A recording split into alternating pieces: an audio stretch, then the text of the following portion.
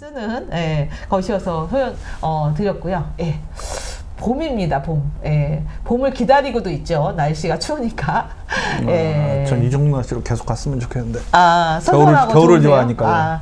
저희 지금 보면 딱 중간에 뜨는 게 진달래꽃이라고 해서 이제 뭐 김소월의 시에도 진달래꽃이 나오기도 하는데 이제 정말 화전을 해 먹을 수 있는 몇 안 되는 꽃 중에 하나고 요즘에는 뭐 식용꽃이 워낙 많이 나왔지만 예전에는 이제 이 진달래꽃이 화전의 대표적인. 근데 혹시 드셔보셨나요? 아무 맛도 없잖아요. 향 말고 예. 그냥 꿀 찍어 먹거나 그런 맛이지. 향도 그렇게 많이 또 크지도 않아. 예. 이제 그 꽃을 따고 그게 너무너무 재미죠. 그 밖에 그러니까 소위 말해가지고 그 밖에 나가서 이제 철렵을 할 수 있는 그냥 밖에서 놀 수 있는 그 시기에 뭔가 이제 봄 음식이다라고 먹을 수 있는 그리고 그렇죠. 기름에 지지면은 맛있어요. 튀기거나 지지면은 웬만한 음식은 그냥 먹을만 해요. 네. 그래서 이 진달래꽃이 필 때쯤이면 정말 따뜻해지기도 하고 또 개나리며 정말 천지가 만개해가지고 막 푸릇푸릇 새싹이 날 시기이기 때문에 입맛도 조금 까들까들할 때 이제 이걸 좀 먹고. 조상님 시점에서는 그때까지 곡식이 남았다는 말이죠. 그래서 이제 화전. 그래서 보통 뭐 3월 삼진날 뭐 이런 날 주로 많이 먹는다고 하고요. 증편. 이제 증편은 뭐냐면 맵쌀에다가 막걸리를 넣어요. 그러니까 만개떡이라고 요즘 많이 나오는 그 스타일이죠. 그리고 이제 우리 만개떡 말씀하셨는데 그 고속도로 휴게소 그 차 막히는 막걸리빵 몇 가지.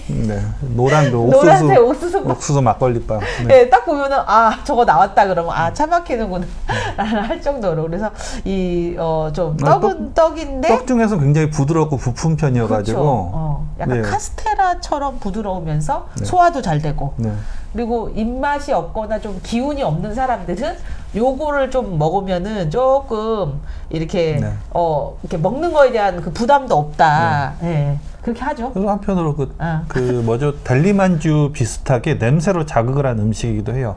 약간 시큼한 막걸리 냄새, 떡 냄새 맡으면 좋아요. 왠지 한 조각 얻어 먹어보고 싶고 사 먹긴 싫은데. 그렇죠. 이게 워낙 크니까. 누가 하나 사면은 한 조각 달라고 하고 싶은 그런. 증편 받고요. 술을 좋아해서 그런지 몰라도 어쨌든 그렇죠. 이제 이거는 이제 쌀가루랑 보리가루를 이렇게 반죽해가지고 이제 구운 떡. 이게 진짜 춘분기 음식이었죠. 그래서 사실 이게 어떤 사람은 얘기가 개떡이라고 하면 개떡 같아 라고 표현을 하기도 하는데 오히려 봄철에 먹을 게 없을 때는 이거 개떡마저도 없어서 못 먹는. 여기다가 이제 쑥 같은 거 막 나물로 섞기도 하고 그리고 된장 남았으면 된장가루 같은 거 섞기도 해가지고 그러니까 개떡이라고 딱 정해진 거 없는 거예요. 그렇죠. 남은 재료를 다 해가지고 양을 불릴 수 있는 건 다 불려서 먹었던 그러다 보니까 거기에 대해서 이제 좋은 기억만 없는 거겠죠. 근데 이제 지금은 이 개떡이나 이 보리떡이 굉장히 건강식으로 이제 뭐 흰쌀보다는 이제 이게 훨씬 더 이제 좋다. 해서 드시는 분들도. 그러니까 통밀빵을 누가 찾아가면서 먹을 시대가 됐다고 생각을 하겠어요. 서양 사람들도 통밀빵을 흰빵만 먹고 싶었다고 하는데 그 사람들도. 근데 저는 거칠거칠한 빵을 좋아하는 사람으로. 저도 좋아해요. 그래서 그 알프스 소녀 하이디 보면은 그 얘기가 있잖아요. 까만 호밀빵이 싫고 흰빵이 너무 좋아서 그 흰빵 먹고 싶어하는 할머니를 위해 가지고 빵을 모았다는 얘기 있는 것처럼. 여기 보면은 이제 뭔가 싸서 찌는 이제 형식으로 이제 떡의 단점이 금방 상하다는 거거든요, 사실. 그래서 지금 요렇게 만개떡 비슷하게 해가지고 뭔가를 싸서 하는 게 이게 이제 조금 더 버전이 커지면 이게 사실은 송편에도 이 솔잎을 까는 게 조금 덜 상하라고 솔잎을 까는 것처럼 여기도 여름에 잘 상하지 않게 하기 위해서 이 나뭇잎이나 이런 잎을 갖다가 싸서 이제 하고 나중에 이것이 조금 더 커지면 연잎 밥 같은 거 사실은 그게 떡은 아니지만 밥에 연잎을 싸서 찌면서 약간 떡 같은 개념의 모습으로 해서 영양밥 해가지고 이제 이걸 뭐 어떤 휴대용 어떻게 보면은 뭐 도시락처럼 선호하는 집도 있더라고요. 네. 예, 이제 찹쌀떡. 이 찹쌀떡은 다른 떡하고 틀린 게 또 용도가 있잖아요. 그렇죠. 수업용이 수업에 이제 그 어떤 대놓고 말하면 이제 그 미신적이고 주술적인 의미를 담은. 네. 그래서 딱 붙어라 뭐 이런 의미도 있고 저희 어머니는 이제 결혼식이라든지 혼례 어떤 그런 행사가 있을 때는 집에서 항상 이 찹쌀떡을 직접 하셨어요. 그래서 어떨 때 이제 정말 자주는 아니지만 정말 어떨 때 어머니가 직접 손으로 한 찹쌀떡이 먹고 싶을 때가 있는 거예요. 그러면 이 팥이 거의 다예요, 정말 소안에. 그리고 그 이제 안꼬라고 하죠, 안꼬. 그래서 그거. 전통떡이라고 보기 힘든데 어쨌든 생각해 보니까 제가 있으면 어떻게든 하나는 먹는 떡 중에 하나네 이게. 예, 찹쌀떡이. 네, 찹쌀떡은 한 개 정도야 뭐 그죠. 이제 겉에다가 이걸 묻히는 거 무슨 가루라고 하는지 모르겠는데 하여튼 그걸 묻혀야만 이게 자기네들끼리 이렇게 잘 뭔가 정리가 되죠. 그래서 무쳐 먹고. 근데 지금 이거는 뭐냐면 쌀 관련해서 정미소 관련해서 좀 뭐 제가 좀 사진 찍어 놓은 게 있어가지고 좀 보여드리려고요. 근데 이제 이게 쌀을 가지고 오면은 정미소에 가서 찍잖아요, 이거를. 그래서 이제 왕겨라고 하는 것이 먼저 이제 나오고 그 다음에 또 이제 정미소로 넘어가면은 좀 옛날 모습인데 보통은 가을에 농사를 짓자마자 정미소에다가 쌀을 맡겨가지고 이게 포대로 해가지고 집에 배달로 오는. 그래서 최근에 제가 이제 저희 옆집 이 상황을 보니까 80kg짜리 한 8개인가 10개인가. 그게 이제 그 엘리베이터 바로 앞에 이렇게 딱 쌓여 있더라고요. 그래서 식구가 많으신 거예요? 예, 식구도 많거든요. 아니면 어디 보내나 보죠? 예, 또 지방에. 주변에 이제 주문을 같이 받으시기도 하는 것 같아요. 그래서 이 쌀을 갖다 이렇게 정리해가지고 했고, 그 다음에 이제 요거의 가장 큰 핵심이, 이 현미로 도정하는 기술. 그죠? 그래서 뭐 몇 분도 뭐 이런 얘기도 하는데, 요즘에는 쌀을 자체를 이렇게 많이 선호하시질 않으니까. 그래서 어떨 때는 제가 이거를 보여드리는 것 중에 하나가, 쌀 자체가 현미도 아니고, 백미까지 오면 영양분은 어느 정도는 일정 부분은 많이 빠져나간 거잖아요. 근데 그거를 쌀을 만들기 위해서 또 며칠은 아니지만 몇 시간 이상 불려놓잖아요, 물에다가. 그러면 영양소가 제가 보기에는 웬만하면 싹 다 빠져나가는 거 아닌가. 그래서 떡 자체를 계산을 해보면 참 정제된 탄수화물이라고 봐야죠. 네, 영양소가 참 없다. 네, 그런 생각을 또 해보기도 했습니다. 네. 이제 9월달 이제 추석 돼가지고 송편을 이렇게 이제 빚기도 하고, 저는 이제 이 동대문구 쪽에 있는 초등학교를 다니다 보니까 배봉산이 저희 학교 뒷산이었어요. 그래서 어머니가 이제 소나무를 볼 수가 없으니까 동네에서 이제 학교 끝날 때쯤 되면 이제 추석 거의 그 즈음에 산에 가서 저 솔잎을 따갖고 오라 그랬어요. 그래서 이제 뭐 좀 가다가 또 놓고 또 찌고 했는데 어느 순간 보니까 이 솔잎을 약간 시장에서 팔더라고요. 그러다가 이제 또 어느 순간 보니까 떡집에서 이제 이 송편을 파는 게 거의 일상화가 되더니 뭐 이제는 뭐 추석 때도 굳이 송편을 그렇게 돼버렸어요. 그래서 예쁜 딸을 낳기 위해서 송편이 빚는 것도 정말 일 중에 일이거든요, 이게. 그래서 어떤 거는 설탕을 넣고 뭐 깨를 넣기도 하고, 어떤 거는 밤이나 그 다음에 뭐 콩 같은 거, 그거 이제 설탕에 약간 졸여가지고 그러기도 했습니다. 저희가 이제 떡하고 관련돼서 우리 중랑구 봉화산에 이제 되게 오래된 사진이에요. 80년대 사진인데, 이제 봉수대에서, 제가 이제 봉수대 있는 그 자리에서 도당제를 열리는데, 그 당시에 이제 그 상 차려놓은 떡하고, 그 다음에 이제 이렇게 제사 지내는 상들을 이렇게 우물신한테도 갖다 바치고, 그 다음에, 그 산신의 그 봉화산 산할머니한테도 갖다 바치고 했던 그 모습이에요. 그래서 한번 이제 보시라고 보여드린 거고, 이게 이제 그 무녀가 여기 보시면은 개면떡이라고 그래갖고, 이게 이 잡기를 물려라 뭐 이런 의미로 이제 떡을 하는데 이게 떡을 조각을 갖다 떼어가지고 굿을 이렇게 하면서 하는데 저 떡을 팔기도 한대요. 근데 홀수로 떡 그거가 나오면 뭐 좋고 뭐 짝수면 안 좋고 뭐 이런 것도 있어서 사실은 마을에서 행사를 하면 떡은 기본이죠.